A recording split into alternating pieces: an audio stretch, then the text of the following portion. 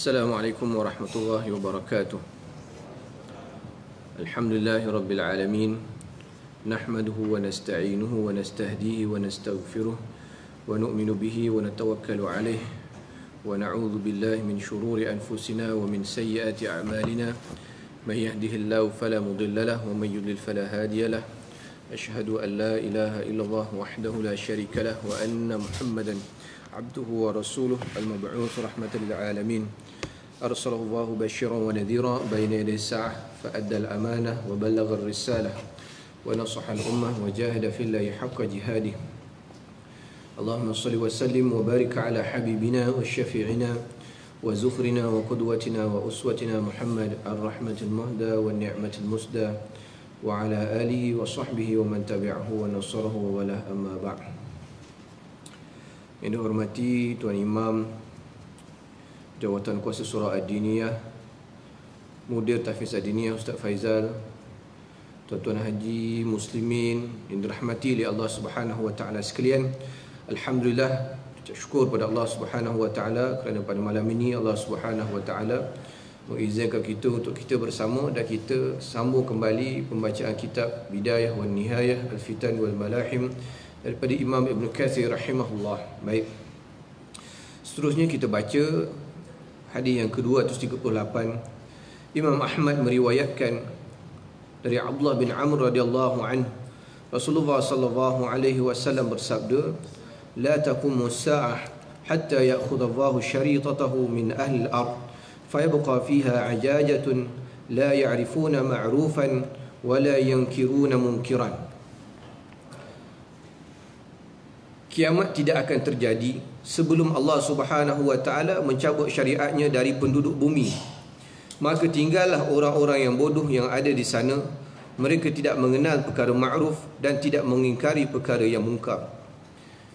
Dalam hadis ni Imam Ibn Katsir rahimahullah menyebut bahawa di akhir zaman sebelum berlaku kiamat, manusia akan menjadi jahil tentang syariat agama. Manusia akan menjadi semakin jahil dengan syariat agama. Manusia makin tidak kenal apa tu hukum agama. Yang ada pada waktu tu adalah manusia-manusia yang tinggal, yang bila dia buat suatu dosa dia tak tahu pun benda tu adalah suatu benda yang berdosa kerana kejahilan dia. Dan perkara ni adalah disebabkan kita sendiri terutamanya tidak melahirkan generasi yang berilmu. Mana mungkin dalam satu rumah yang ibunya sebagai ibu, tapi di rumah sentiasa tengok TV, cerita drama Korea, hanya tengok rancangan-rancangan hiburan, membicarakan tentang hal artis ni artis tu, tak pernah pun dalam rumah baca Quran, tak pernah pun buka rancangan agama kat rumah, tak pernah pun ada suasana agama dalam rumah. Mana mungkin anak tu jadi alim? Tak mungkin. Macam mustahil tiba-tiba anak tu jadi alim dalam keadaan begitu. Dalam keadaan ayah pun tak pernah semayang dekat rumah, tak pernah ajar anak baca Quran, tak peduli tentang ilmu agama pada anak. Yang dikisahkan hanyalah hiburan semata-mata. Rumah mesti TV besar, mesti ada speaker yang bagus, ada subwoofer dan sebagainya. Rumah mesti selesa apa semua. Tapi dalam bab agama tak penting kan. Mana mungkin ni tadi anak-anak yang duduk daripada rumah tu tiba-tiba jadi alim. Mustahil tiba-tiba anak daripada tu jadi alim. Begitu juga bila penyelesaiannya anak-anak tak jadi orang, akhirnya dihantar ke madrasah. Ini biasa. Hantar ke madrasah. Bila di madrasah diharapkan supaya pihak madrasah, supaya ustaz-ustaz ni jadikan anak ni ustaz, jadi orang faham agama. Tapi bila tak jadi orang, disalahkan pula ke pihak madrasah. Dia kata ni sekolah ni tak boleh pakai ni, ni silibus tak betul apa semua, disalahkan madrasah. Sedangkan silibus dia dekat rumah tu tak betul. Silibus dia yang nak membentuk anak dekat rumah tu tak betul. Macam mana anak-anak ni nak jadi hafiz Quran bila kat rumah mak ayah tak pernah baca Quran, tak pernah ambil tahu langsung anak-anak ni hafal berapa banyak, tak pernah tengok langsung ulangan anak ni macam mana dia mengulang hafalan, ikuti perkembangan, dia tak pernah ambil langsung. Bahkan waktu balik cuti dia tak bawa anak tu, sepatutnya dia ambil perhatian tentang hafalan anak, tapi dia bawa pergi tempat-tempat yang tak sepatutnya. Bawa pergi sana pergi sini, tak ada masalah, tapi dia tak kisah langsung. Akhirnya anak ni payahlah nak jadi hafiz Quran. Memang tak berapa kena begitu. Dan kalau kita baca biografi ulama-ulama, Kebanyakan ulama-ulama yang hebat datang daripada keluarga yang berilmu juga. Paling kurang pun walaupun mak atau ayah dia bukan daripada kalangan ulama, tapi mak dan ayah dia adalah kalangan orang yang mementingkan ilmu. Dan kalau kita baca biodata ulama-ulama terdahulu, bagaimana ibu bapa mereka menghantar anak-anak mereka ni pergi musafir dengan wang belanja yang secukupnya untuk mereka ni pergi belajar ilmu, dan balik akhirnya menjadi ulama yang besar. Ini biasa, kisah ni kita dengar. Kenapa? Kerana mak ayah mementingkan ilmu, nak jadikan anak ni orang yang berilmu, maka lahirlah generasi-generasi yang berilmu. Tuan-tuan, saya tengok YouTube, saya dengar kisah Ustaz Adi Hidayat. Tuan kenal Ustaz Adi Hidayat? Ustaz Adi Hidayat ni antara ustaz yang saya respect dari sudut ingatan dia. Dia boleh ingat muka surat dengan, kalau hadis tu dengan nombor hadis, muka surat bawah, atas pun semua, dia boleh ingat dengan detail. Ustaz Adi Hidayat ni umur dia dengan saya tak jauh, lebih kurang ingat dalam 2-3 tahun. Saya tengok rupanya dia jadi hebat gitu, kerana dia kata mak dia ni, ayah dia meninggal waktu dia sedang belajar. Mak dia ni mementingkan ilmu. Mak dia ni, dia kata satu hari dia duduk di madrasah, dia tak tahu apa jadi pada keluarga dia, mak dengan akak dia. Tiba-tiba satu hari di balik kampung mencuti, dia nampak mak dia pakai pakaian yang sangat buruk. Kemudian dia tanya akak dia, kenapa rumah jadi macam ini? Dia kata mak dia ni sanggup jimat duit belanja, makan satu hari sekali, tak beli pakaian yang baru, hidup dalam keadaan serba kekurangan, semata-mata nak tanggung Ustaz Adi Hidayat ni pergi belajar madrasah, tuan. Tuan bayangkan, ini maka lahirlah orang yang hebat macam Ustaz Adi Hidayat tu tadi. Kerana mak dia ni adalah orang yang mementingkan agama pada anak dia. Dia sungguh-sungguh nak jadikan anak dia orang alim. Dia sungguh-sungguh sanggup berkorban nak jadikan anak dia ni orang yang bermanfaat pada agama. Maka lahirlah generasi begini. Begitulah ulama-ulama terdahulu pun, kalau kita baca biodata mereka lebih kurang begitulah. Sanggup cari belanja anak ni, bagi mereka musafir, carikan guru untuk mereka nak pastikan anak dia alim. Umur demikian umur 10 tahun, 7 tahun dah hafal Quran. Kalau tuan-tuan baca Dr. Yusuf Qaradawi, lebih kurang umur 7-8 tahun dia dah hafal 30 juzuk Quran. Mereka ni beginilah. Kerana apa? Kerana keluarga mereka mementingkan pendidikan agama. Lahirlah generasi-generasi yang alim.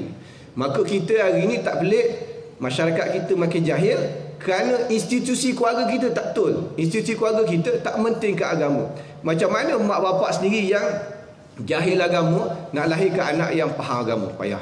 Dahlah dia jahil agama, bahkan dia tak mementingkan pendidikan agama. Ada sekurang-kurangnya saya pernah nampak juga yang dia ni tak berapa nampak orang yang faham agama lah, tapi dia nak anak dia jadi orang agama. Dia sungguh-sungguh hantar anak dia madrasah, dia carikan ustaz-ustaz untuk mengajar anak dia. Ni baguslah. Maknanya dia nak anak ni jadi generasi yang beragama. Maka Nabi SAW sebut nanti satu hari nanti sebelum kiamat akan tinggal atas muka bumi ni orang-orang yang jahil saja. Yang jahil ni kerana apa? Kerana mereka ni tidak tahu beragama. Dan benda ni pun kalau kita tengok pun tuan-tuan, kalau kita buat interview pun, soalan-soalan pada orang ramai, kita buat random question, mungkin tanya orang dekat bus stop, tanya orang dekat KL Center dan sebagainya, tanya beragama, insya-Allah ke laut tuan-tuan. Cerah masa depan soalan tu ke laut. Kita tak payah tanya soalan yang berat-berat lah tuan-tuan. Kadang-kadang kita suruh, katakanlah, cuba baca istighfar sekali. Habis dia baca la ilaha illallah. Cerah masa depan kalau istighfar pun baca la ilaha illallah. Yang ni pun tuan-tuan tak payah tengok jauh tuan-tuan. Kadang-kadang tuan-tuan tengok interview sebelum nak kahwin. Di setengah negeri, dia interview waktu nak ambil borang kahwin tu, dia interview dah tanya. Dia tanya kadang tanya soalan simple gitulah. Semayang berapa rakaat, semayang subuh berapa rakaat. Kalau semayang subuh pun jawab 3 rakaat, ni cerah masa depan tuan-tuan. Ini benda biasa tuan-tuan. Kita ketawa-ketawa, tapi benda ni biasa dalam masyarakat. Kita ni duduk dalam kalangan orang-orang yang ialah orang surau, orang yang faham agama ni, kita tak terasa begini. Tapi cuba tuan-tuan kawan dengan orang yang memang bukan daripada circle kita ni, bukan kumpulan-kumpulan kita ni, kita akan nampak jahilnya mereka ni. Saya pernah jumpa seorang ni, dia mungkin dengan kita dia segan sebab kita ustaz. Bila kita ada urusan dengan dia, kita berhenti semayang. Dia pun mungkin semayang sebab segan kita. Dan bila daripada semayang tu, orang lain jadi imam, saya duduk belakang dengan dia, kita nampak yang dia ni memang tak tahu semayang sebenarnya. Dia ngikut orang. Orang rukuk, orang sujud. Ni bukan budak-budak ni, umur 40-an ni. Dia tak tahu agama, jahil. Ni bukan bab kecil, bukan bab suruh kita tanya perbezaan di antara bab wuduk di antara mazhab Syafi'i dengan mazhab Hambali, bukan kita tanya begitu. Ni tanya benda-benda yang basic, fardu ain, tak lepas, jahil. Bila jahil ni tuan-tuan, inilah yang Nabi SAW sebut, ni generasi ni bila ramai nanti, kiamat makin dekat. Dan tuan-tuan sekalian, ini bukan sahaja di negara kita, bahkan di banyak negara. Saya pernah pergi ke UK. Mungkin saya pernah cerita dia pergi UK. Saya naik Uber. Driver Uber tu adalah orang Albania. Dia orang Islam. Dia tengok nama kita orang Islam, dia tahu orang Islam. Dia nama Islam, dia mengaku Islam, tapi dia tak tahu langsung apa-apa tentang Islam. Dia kata atuk dia dulu adalah imam. Dia kata atuk dia imam. Dia tak tahu apa langsung. Dan apa nama yang saya pergi ke Lebanon, Syria baru ni, kat camp kat Lebanon tu, ada seorang sahabat saya, dia syekh dekat sana, imam dan syekh. Dia waktu mula-mula pelarian Syria datang ke Lebanon, dia buat kelas fiqh untuk wanita. Daripada tak buat apa duduk kat kemah, maka dia buat kelas fiqh untuk wanita.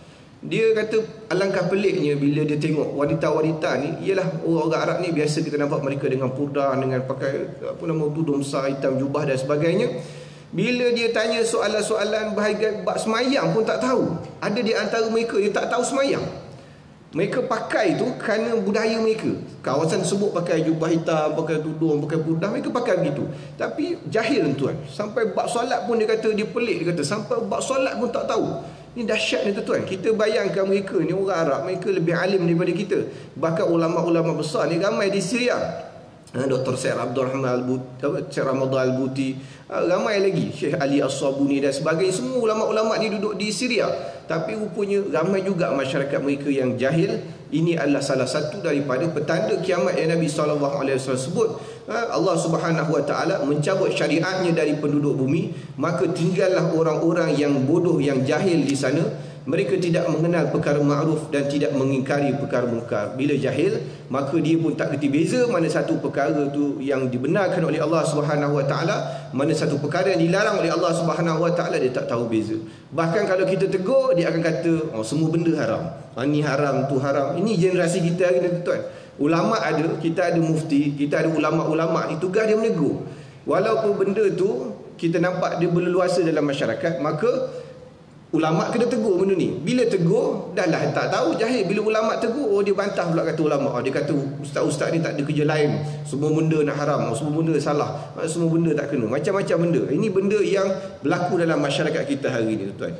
Dan bila itu satu perkara, dan bila mereka ni dah lah jahil, kemudian tak nak pula pergi belajar. Bila tak nak belajar, maka akan lahirlah generasi-generasi jahil yang tinggal di atas muka bumi ni, yang akan merosakkan atas muka bumi ni dan merosakkan agama Allah Subhanahu Wa Taala mereka ni. Baik.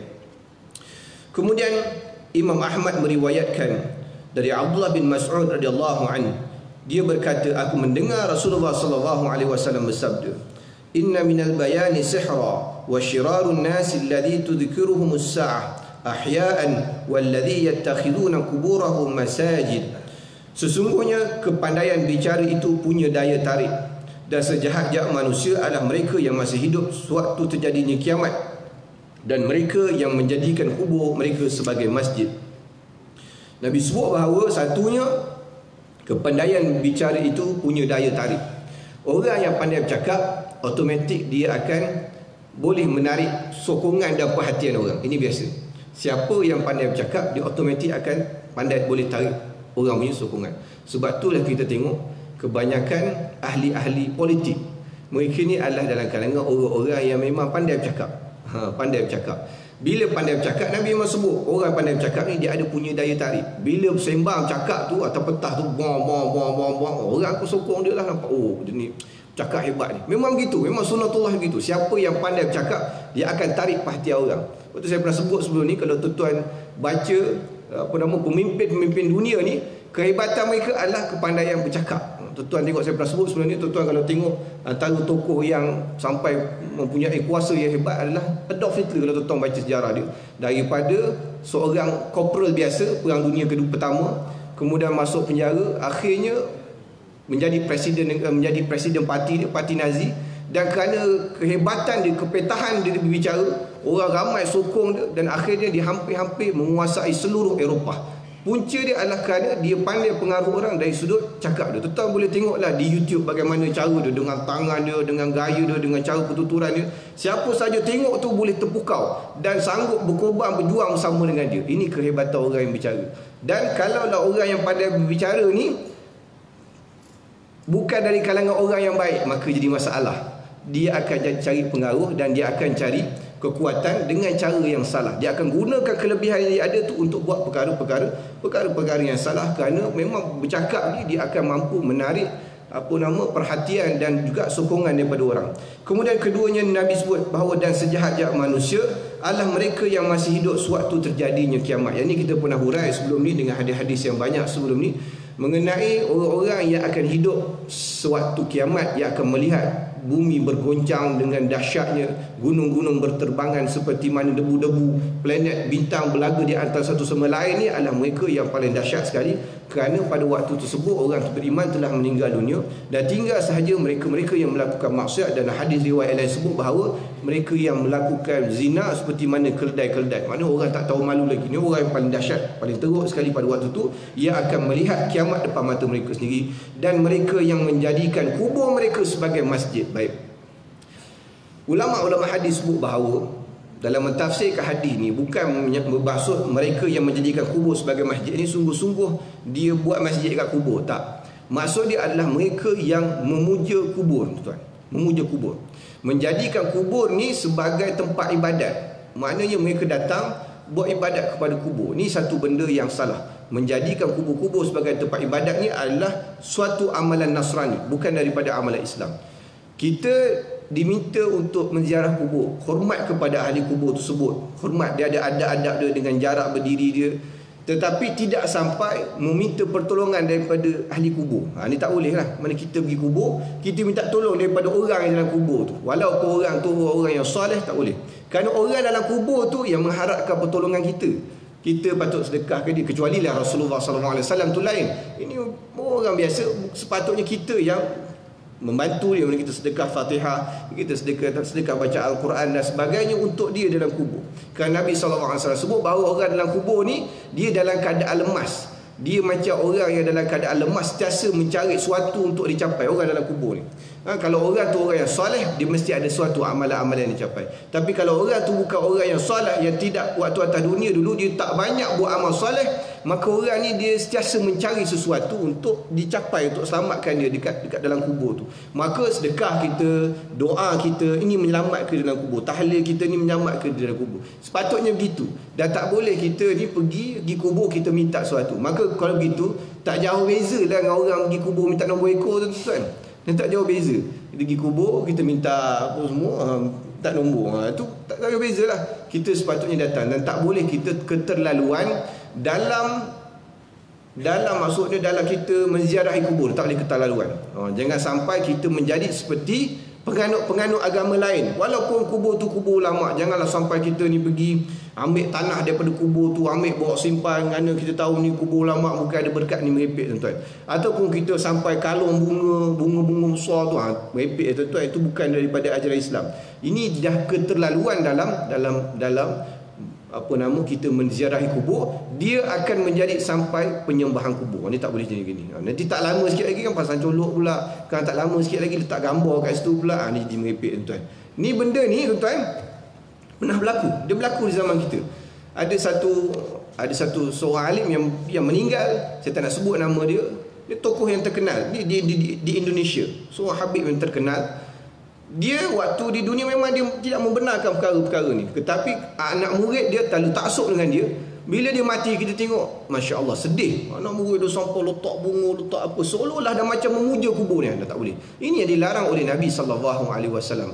Bahkan Nabi SAW melarang menjadikan kubur tu seperti suatu binaan kekal. Maksudnya dia ada dengan mosek dia apa semua dengan tinggi, tak boleh. Tak dibenarkan oleh Nabi SAW.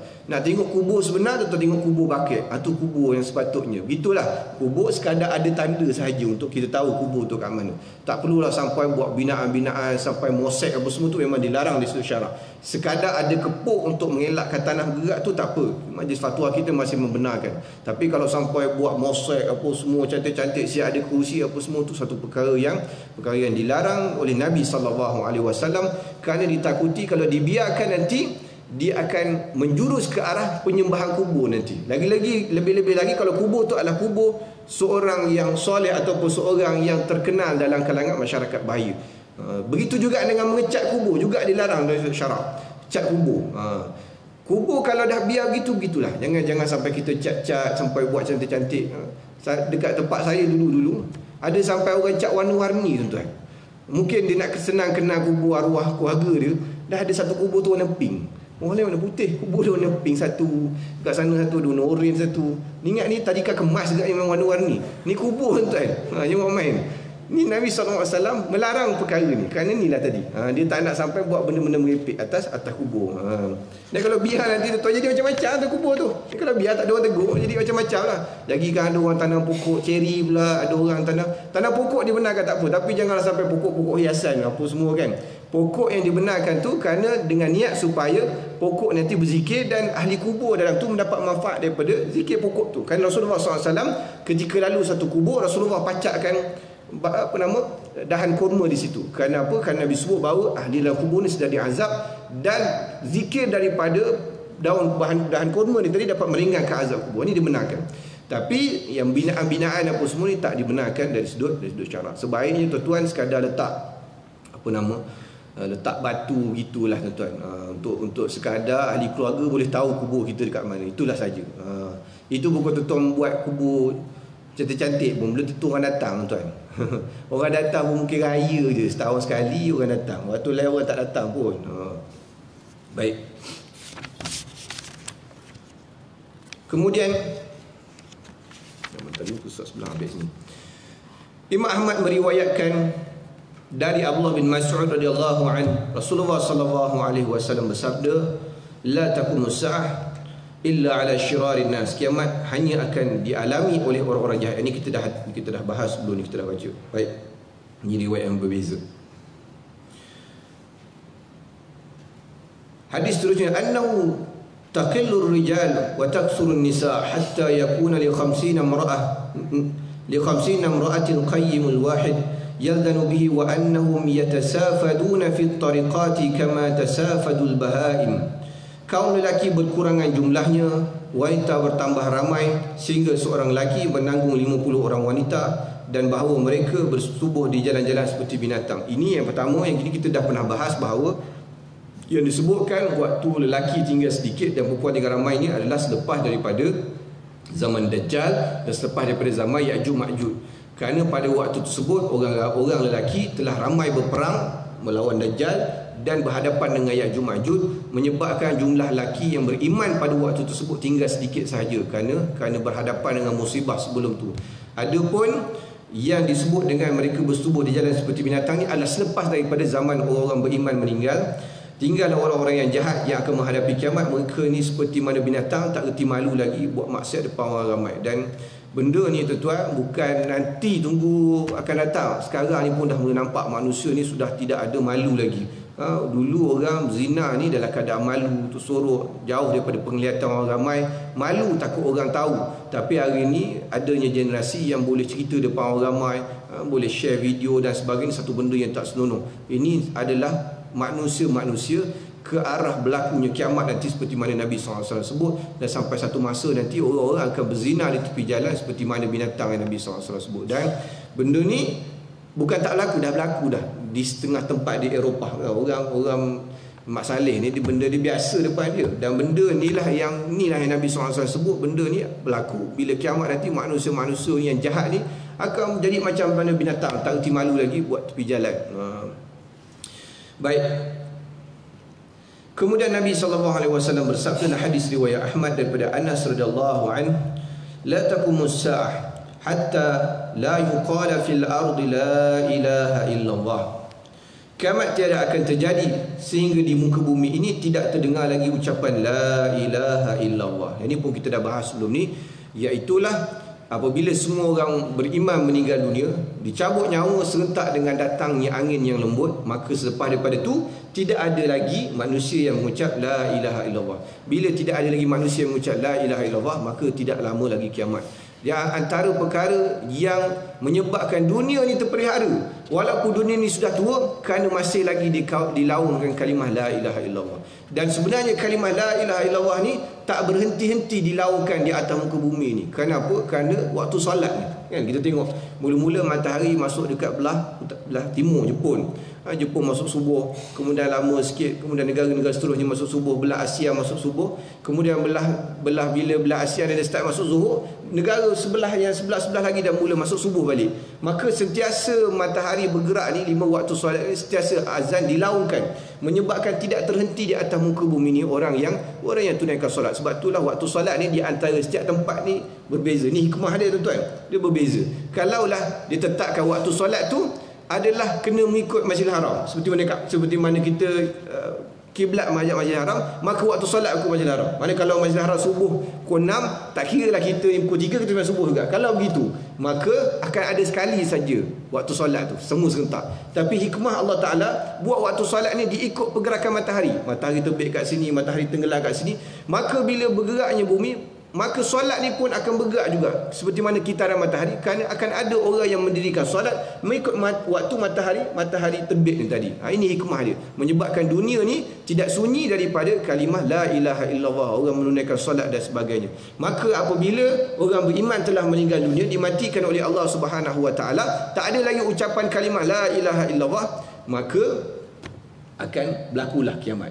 Dan ikut sebahagian ulama sebut bahawa antara kalimah la ilaha illallah yang terakhir diucapkan, orang terakhir yang meninggal beriman mengucap kalimah la ilaha illallah dengan kiamat adalah lebih kurang 50 tahun.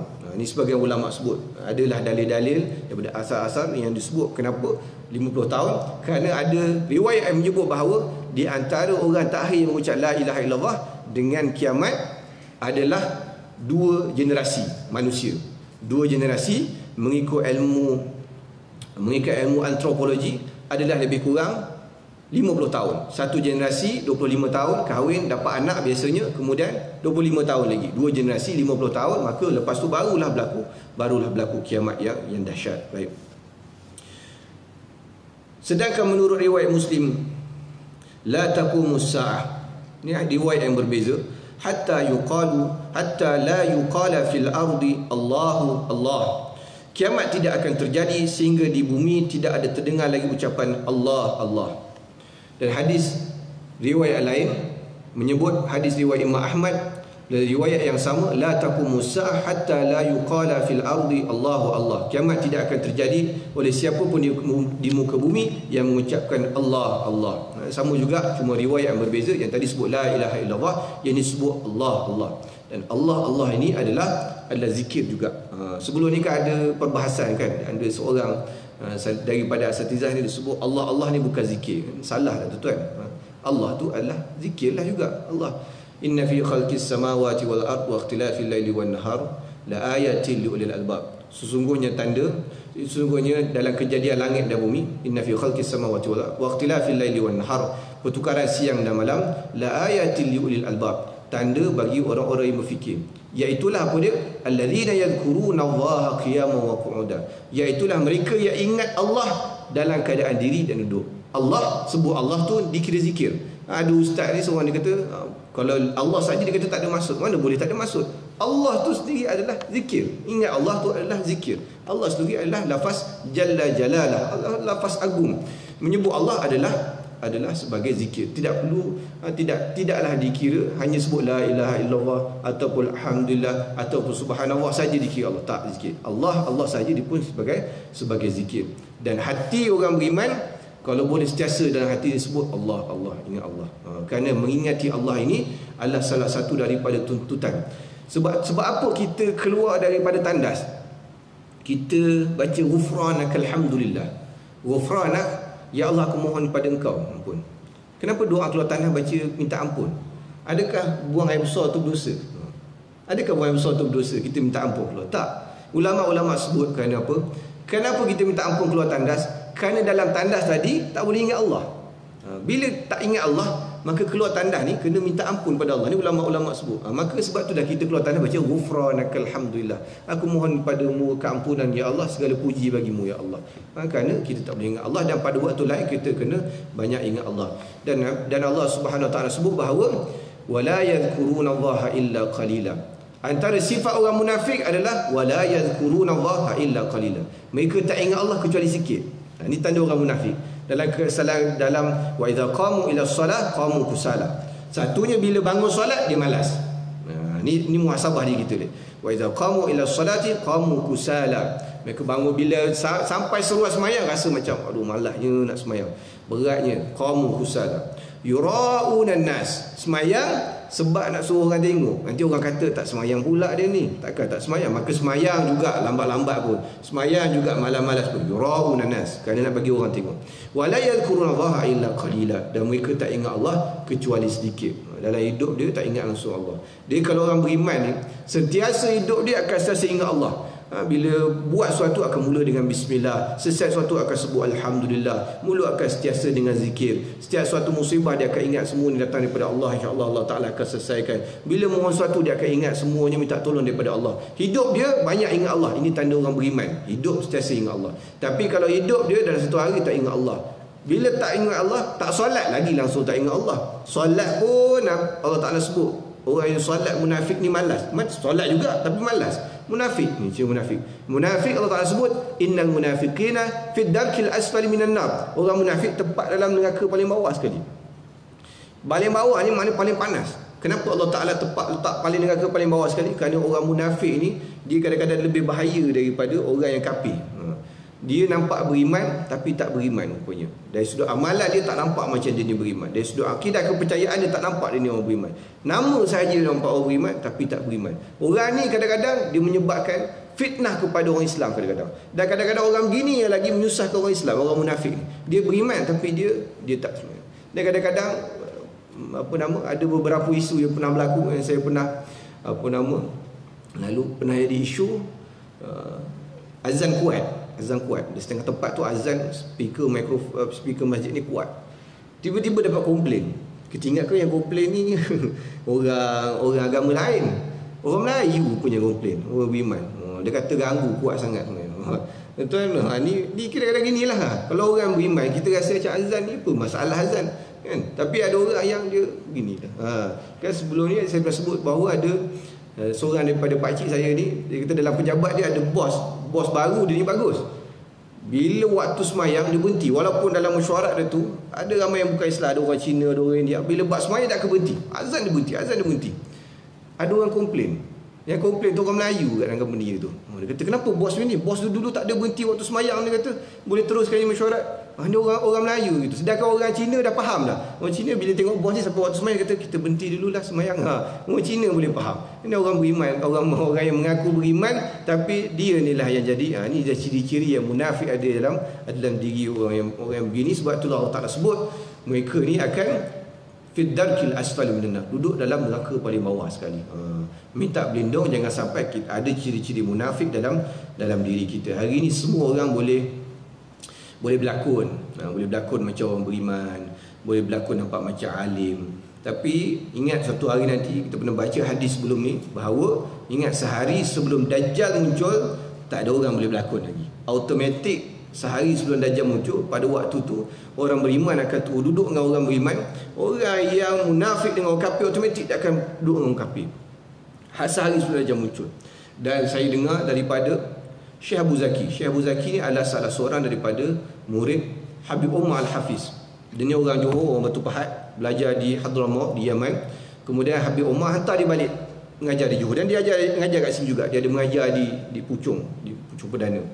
Dia sebut bahawa disuruh kita untuk sekarang ni dah mula untuk menjaga amal kita, menjaga amal sungguh-sungguh. Kerana apa? Kerana seperti mana kita pernah baca sebelum ni bahawa tanda-tanda Dajjal ni dah terlalu banyak dan terlalu jelas. Dan ikut Syekh Ali Jumaah sendiri dah sebut bahawa tanda kecil dengan tanda sederhana kiamat ni dah komplit. Maka kalau daripada sekarang kita tak jaga amal kita, takut-takut bila Dajjal muncul kita jadi yang macam cerita tadi tu.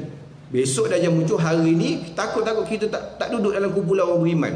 Kita takut duduk dalam kalangan orang munafik dan orang kafir, dan duduk dalam kumpulan sebelah sini automatiklah akan jadi pengikut Dajjal. Ini kita minta berlindung. Sebab tu daripada sekarang kita kena jaga amal-amal soleh kita. Baik. Kemudian terhentinya amar ma'ruf nahi munkar. Nabi SAW sebut bahawa sebelum berlaku kiamat akan berhentinya amar ma'ruf dan nahi munkar. Tidak ada lagi orang yang mengingkari kemungkaran dalam erti tidak mencegah temannya melakukan kemungkaran sekalipun dia melihatnya. Maknanya beliau ungkapkan dengan sehingga tidak ada lagi yang mengucap Allah Allah sebagaimana yang diungkapkan dalam hadis sebelum ni riwayat Abdullah bin Amr. Baik, antara tanda juga daripada hadis ni Imam Ibn Katsir kata adalah yang disebut dengan Allah Allah ni juga adalah orang tidak mengingkari kemungkaran dan tak nak tegur kawan dia buat dosa. Ni kita kadang-kadang gini. Kita kadang-kadang nampak kawan kita buat salah, dosa, perkara ni terang-terang bertentangan dengan syariat, tapi kita tak boleh nak tegur kadang. Ni banyak berlaku dalam kita, kadang-kadang kita tak nak tegur takut putus kawan. Sedangkan kita ni lah yang bertanggungjawab tegur dia. Kalau kita tak tegur dia, nanti ke akhirat kawan kita ni boleh dakwa kita dekat akhirat nanti. Tapi kita biarkan kawan kita dalam kemungkaran. Kerana apa? Kerana kita nak jaga hati dia. Sedangkan ini satu benda yang salah. Nabi SAW suruh kita untuk melaksanakan amar ma'ruf nahi munkar. Sebaik-baik kita adalah mereka yang melaksanakan amar ma'ruf nahi munkar. Paling kurang pun adalah mereka yang benci dalam hati. Tapi ini adalah yang paling lemah-lemah iman. Kita hari ni tuan-tuan, kalau kita buat kenduri, tuan-tuan jemput semua orang keliling, saudara, mara, kawan, pejabat, semua tuan jemput. Tuan-tuan tak jemput orang sebelah tuan-tuan. Tuan-tuan rumah, orang sebelah rumah tuan-tuan. Habis kenduri, orang sebelah kata apa? Kata, dia ni atas dunia dia ni buat kenduri, langsung tak jemput aku. Orang lain semua dia jemput. Maka begitu juga kita ni, nanti kita kawan baik kita dengan orang lain bukan main kita ceramah. Kita duk cerita ni. Kawan baik kita buat salah, kita tak tegur. Akhirat nanti, kalau dunia ni orang boleh mendakwa sebab makanan, sebab kenduri tak ajak orang dakwa, dia buat kenduri kahwin tak ajak kita langsung, orang boleh dakwa kita. Bukan dakwa masuk buat mahkamah, maknanya orang cakap kita apalah dia ni buat kenduri tak ajak kita, kawan baik dia, jiran sebelah rumah dia. Kita atas dunia dengan kawan baik kita tak tegur, dia buat benda-benda yang maksiat, benda-benda yang munkar, terang-terang benda tu adalah benda yang haram, kita tak tegur, maka akhirat nanti dia akan dakwa kita balik. Dia menyebabkan kita tak selamat dekat akhirat nanti. Kalau kita ada kawan, maka tegur. Cuma cara tegur tu kena berhemah jugalah. Janganlah kita ni tegur dalam keadaan terlalu marah dia apa semua tu, cakap engkau ni masuk neraka ni buat benda haram. Tak boleh begitu.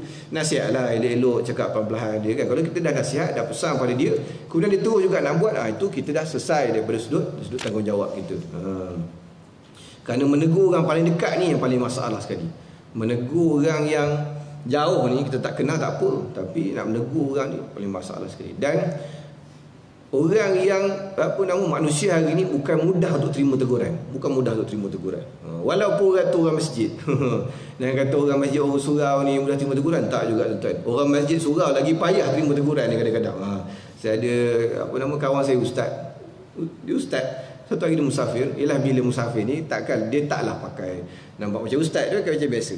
Dan dia nampak bila semayang kat satu masjid dia nampak imam ni ada bacaan dia salah. Bila bacaan salah ni rukun qauli, kita kena tegur lah. Tak sah dah lah, di imam dia memimpin solat.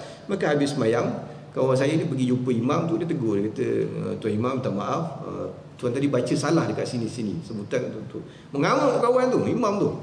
Kau ni siapa datang sini sibuk nak tegur apa semua ni. Dia tak tahu kawan tu ustaz kan. Mana kalau kena gitu, payahlah kan. Orang nak tegur, ini orang surau, orang masjid tuan, imam tuan. Bukan jemaah biasa, imam. Tegur melenting. Payah hari tu tuan. Payah. Kerana apa? Kerana sombong, tak mahu terima teguran. Jangan benda tu benda yang betul. Ada satu tempat tu lah saya kuliah tu. Imam dia baca salah. Jemaah semua tegur dah. Tapi tak ada dengar juga. masih dan peliknya masalahnya orang masih bila mesyuarat jatuh kuasa di surau Jumaat, mesyuarat jatuh kuasa, orang masih melantik jadi imam. Tak alasan dia orang lama kat situ. Tapi baca Fatihah memang salah. Saya lupa apa kesalahan, tapi memang salah lah bacaan dia. Memang tak betul. Memang bukan kesalahan kecil, kesalahan besar. Tapi tak boleh begitu. Dan orang dah tegur dia tak boleh begitu juga. Baik. Ini kita dah baca hadis riwayat yang lain, wasyirarun nasi alladhi yudrikuhumus sa'ah wa hum ahya, dan sejahat manusia adalah mereka yang hidup suatu terjadinya kiamat. Baik, sekadar itu saja insya-Allah. Sekadar itu cukup untuk sekadar ni. Kita akan masuk bab seterusnya adalah dengan bab dekatnya kiamat. Tadi tanda-tanda kiamat kita dah selesai, tanda besar kita dah selesai, tanda kecil kita dah selesai. Maka kita sampai bab berkaitan dengan dekatnya waktu kiamat. Betapa dekatnya kiamat dengan kita. Baik, wallahu alam, insya-Allah kita akan sambung pada bulan hadapan. Saya mohon maaf jika ada salah silap dan sebagainya. Aqulu qauli hadza wa astaghfirullahal azim li wa lakum. Wassalamualaikum warahmatullahi wabarakatuh.